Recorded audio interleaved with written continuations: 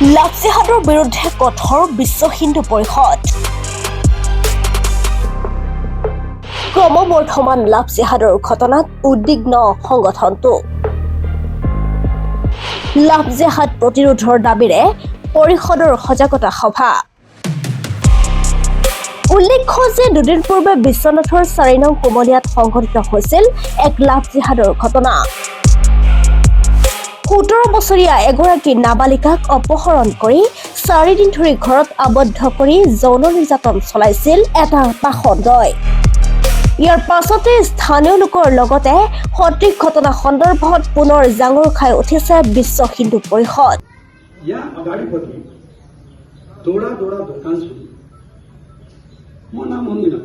বৃহস্পতিবাৰে বিশ্বনাথৰ কুমলীয়াবাসী আৰু বিশ্ব হিন্দু পৰিষদে ভৱিষ্যতে যাতে এনে ঘটনা সংঘটিত নহয় তাৰ বাবে সতৰ্ক আৰু সজাগ হ'বলৈ ৰাজহুৱা সভাৰ জৰিয়তে প্ৰশাসনক আহ্বান জনাইছে। সভাখনত এই সন্দৰ্ভত কেইবাটাও ৰাজহুৱা প্ৰস্তাৱ গ্ৰহণ কৰা হয়। বিশ্ব হিন্দু পৰিষদ বিশ্বনাথ জিলা আৰু কুমলীয়া অঞ্চলৰ সমূহ ৰাইজৰ তত্বাৱধানত আজি এখনি ইয়াত সুন্দৰ সজাগতা সভা অনুষ্ঠিত কৰা হয়।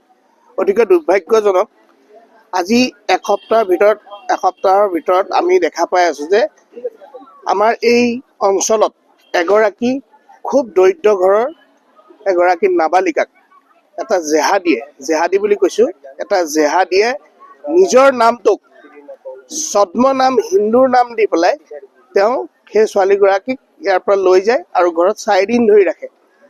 বিভিন্ন এই ৰাইজ ইয়াত থকা সজাগ ৰাইজে বিভিন্ন ধৰণে ভাবি চিন্তি অৱশেষত উদ্ধাৰ কৰে সেই ছোৱালীগৰাকীক সেই জেহাদীৰ ঘৰৰ পৰা। তাৰপিছতে এই অঞ্চলত চেপা উত্তেজনাৰ সৃষ্টি হয় আৰু ৰাইজে বিভিন্ন ধৰণে আমাৰ SP মহোদয়ক জনাই থানাৰ মানুহ আহে আৰু তেওঁলোকক লৈ যায়। বিশ্ব হিন্দু পৰিষদে লগতে জিলা প্ৰশাসন আৰু আৰক্ষীক নিয়মীয়া পেট্ৰলিঙৰ ব্যৱস্থা কৰাৰো দাবী জনাইছে সজাগতা সভাৰ জৰিয়তে। উল্লেখ্য যে ইতিমধ্যে বিশ্বনাথ আৰক্ষীয়ে ঘটনা সন্দৰ্ভত চুৰ হক আলী উৰ্ফে নুৰ হুছেইনক গ্ৰেপ্তাৰ কৰিছে।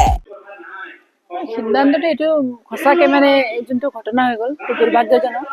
আচলতে এইটো ঘটনা আৰু হ'ব নালাগে। এইটোৱে লাষ্ট হওক, আমি এইটোৱে বিচাৰোঁ।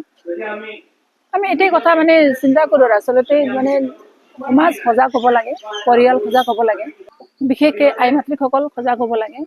মানে আমাৰ সমাজত কি আছে, কিবা কথা হৈ গ'লে আমি যে এই বদনাম হ'ব এইটোক আমি ভয় কৰি কথাবিলাক আমি মানে গাপ দি থওঁ, মানে ক'ব নিবিচাৰোঁ। আচলতে সেইটো হ'ব নালাগে।